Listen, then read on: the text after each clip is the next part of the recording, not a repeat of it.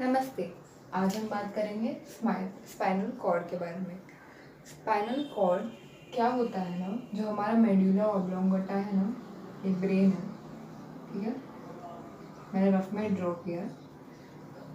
इसका ये जो पार्ट है ना, मेडुला ऑब्लोंगेटा, इसके आगे का जो पार्ट है ना, उसको हम स्पाइनल कॉर्ड कहते हैं। मतलब यहाँ पे जो भी कुछ है ना, जो भी मटेरियल है, ये थोड़ा आगे आगे स्पाइनल कॉर्ड में आता है। स्पाइनल कॉर्ड कैसा दिखता है? स्पाइनल कॉर्ड कुछ ऐसा दिखता है, ऐसा, ठीक है। आपकी जो पीठ है उसको हम स्पाइनल कॉर्ड बोलते हैं, वो स्पाइनल कॉर्ड से बनी हुई है, ठीक है।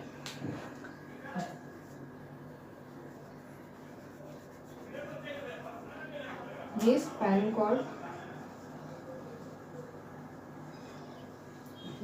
कॉर्ड होता क्यों है? क्या होता है ना कि हम हमारी ज़िंदगी में या फिर हमारी दिनचर्या में काफ़ी ऐसी चीज़ें होती है जो ब्रेन को बताना, यानी कि दिमाग को बताना ज़रूरी नहीं होता उस वक्त, ठीक है। जैसे कि आपको कुछ चोट लगी है, चोट नहीं लगी, या फिर आपने कुछ चीज़ को हाथ लगाया और वो बहुत गर्म है, ठीक है। तो उस वक्त आपकी नर्व सारी इन्फॉर्मेशन भेजेगी दिमाग के पास, फिर वो दिमाग रिएक्ट करेगा, तब तक शायद आपका हाथ जल सकता है। इसलिए स्पाइनल कॉर्ड पिक्चर में आता है। स्पाइनल कॉर्ड ना, ये ऐसी प्रतिक्रियाओं को निर्मित करता है। अब आपने किसी गर्म चीज़ को हाथ लगाया तो आपको क्या होगा? समझिए एक पतीला है और वो बहुत गर्म है, आपने उसको हाथ लगाया और आपने फट कर से हाथ खींच लिया, ठीक है, वापस। क्यों? क्योंकि आपकी स्पाइनल कॉर्ड ने आपको कहा कि हाथ खींच लो वापस। ये इतना फास्ट काम करता है, इतना जल्दी काम करता है, इसलिए स्पाइनल कॉर्ड काफ़ी ज़रूरी है। आपके पीछे अगर एक व्हीकल आ रहा है या फिर एक कार आ रही है, ठीक है, और आपने हॉर्न सुना तो आप तुरंत साइड में हट जाओगे। ब्रेन को सोचना नहीं पड़ेगा, ब्रेन को थोड़ी देर बाद इन्फॉर्मेशन जाएगी, अच्छा हाँ, कि ये अभी ये उस दिन ऐसा हुआ था, मेरे पीछे गाड़ी लगी थी और मैं साइड में हट गया या हट गई, ठीक है। तो स्पाइनल कॉर्ड इसलिए होता है हमारे शरीर में। और स्पाइनल कॉर्ड में क्या क्या होता है? ये स्पाइनल कॉर्ड का एक टीएस है।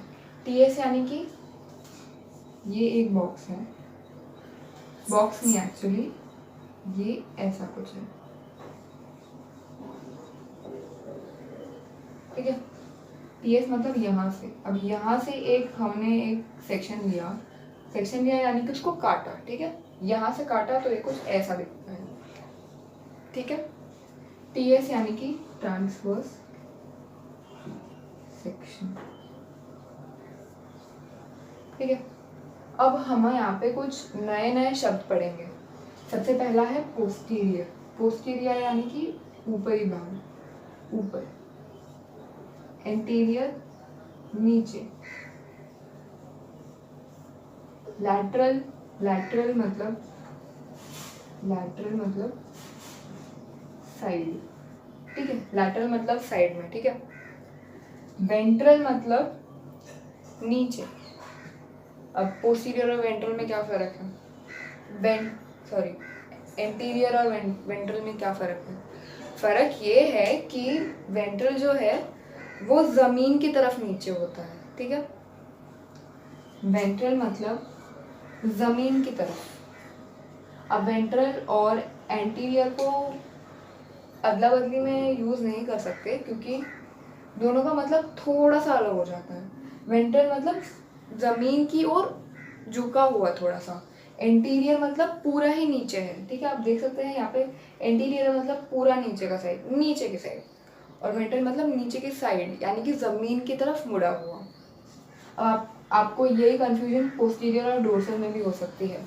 पोस्टीरियर मतलब ऊपर, डोर्सल मतलब ऊपर की तरफ, ठीक है, ऊपर की तरफ। समझ में आई? ठीक है। अब ये जो पार्ट्स हैं मैं आपको एक एक करके एक्सप्लेन करूँगी।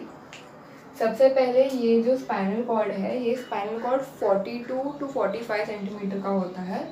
ये नहीं, ये जो पूरा है ना, ठीक है, ये 42 टू 45 सेंटीमीटर का होता है। इसकी थिकनेस होती है 2 सेंटीमीटर की। थिकनेस मतलब ये जो विड्थ है ना, ये जो चौड़ाई है ना उसकी वो 2 सेंटीमीटर की होती है, ठीक है। इसके बाद हम बात करेंगे, इसके बीच में एक सेंट्रल कैविटी है, ठीक है, सेंट्रल कैविटी है। और इसके साथ साथ साथ ये जो मैटर है ना, ये यहाँ पे ना वाइट मैटर होता है, और ये जो स्ट्रक्चर है ना इसके अंदर ग्रे मैटर होता है, ठीक है। अब ग्रे क्यों होगा, क्योंकि मेड्यूला ऑब्लोंगेटा में भी ना ग्रे मैटर है, तो वो ग्रे मैटर यहाँ पे भी आ जाता है थोड़ा, ठीक है। ये सेंट्रल कैविटी पूरी की पूरी खाली रहती है। कैविटी यानी कि खाली जगह, कैविटी का मतलब ही वही होता है। तो अब ये स्ट्रक्चर के अलग अलग पार्ट्स है। ये जो ये बना है ना, ये एच, टेक्स्ट बुक में लिखा गया है कि ये एच जैसा बना गया है। अगर आप इसको ध्यान से देखेंगे तो आपको पता चलेगा कि थोड़ा बहुत तो एच जैसा दिखता है, ठीक है। ये जो ऊपरी भाग है इसको हम डॉर्सल थॉर्न कहते हैं, और उसके ऊपर जो है उसको हम डॉर्सल रूट कहते हैं। क्या होता है ना कि डॉर्सल हॉर्न जो है वो जैसे ही ये स्पाइनल कॉर्ड के बाहर जाता है वो डॉर्सल रूट में बदल जाता है। वैसा ही वेंट्रल हॉर्न के साथ होता है। वेंट्रल हॉर्न जैसे ही स्पाइनल कॉर्ड के बाहर गया वो वेंट्रल रूट में बदल जाता है।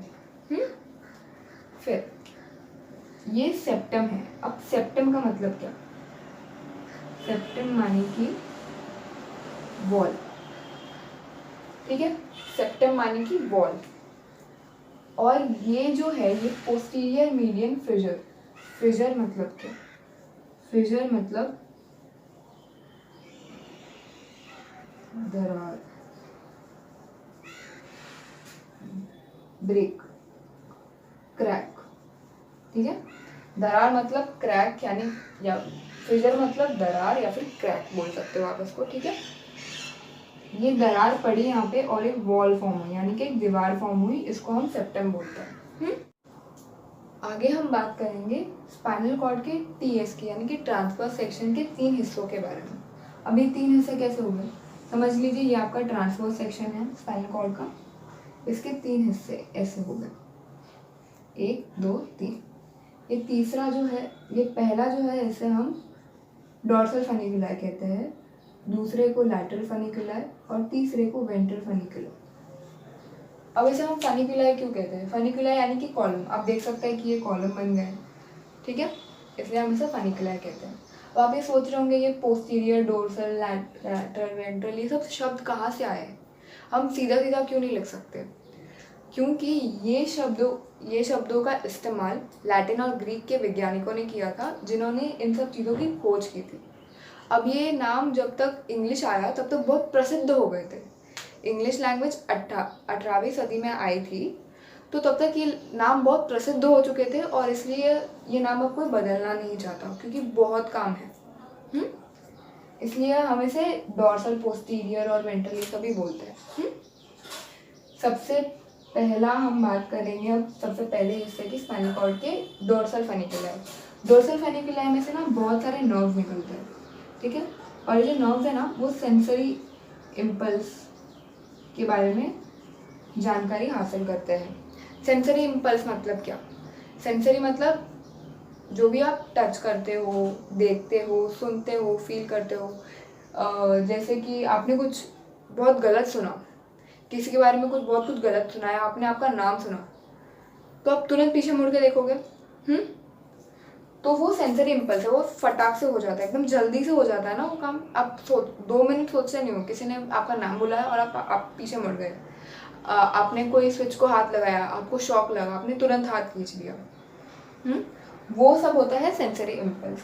वो डॉर्सल फनिकुलाई कंट्रोल करता है, जबकि लैटरल और वेंट्रल फनिकुलाई क्या कंट्रोल करता है, वो कंट्रोल करता है मोटर इम्पल्स। मोटर इम्पल्स यानी कि ऐसे काम जो होना बहुत अनिवार्य है हमारे शरीर के लिए, जैसे कि heart beat, circulation of blood, oxygen का ट्रांसफ़र होना, ये सब बहुत ज़रूरी है, और ये सब लैटरल और वेंट्रल फनिकुलाई में होते हैं।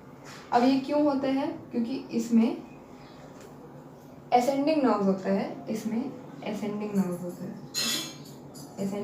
होते हैं। डॉर्सल फनिकुलाई से एसेंडिंग नर्व निकलते हैं, और लैटरल और वेंट्रल फेनिकुलाई से डिसेंडिंग नर्व्स निकलते हैं। आज का हमारा विषय यहीं समाप्त हुआ। वीडियो देखने के लिए धन्यवाद।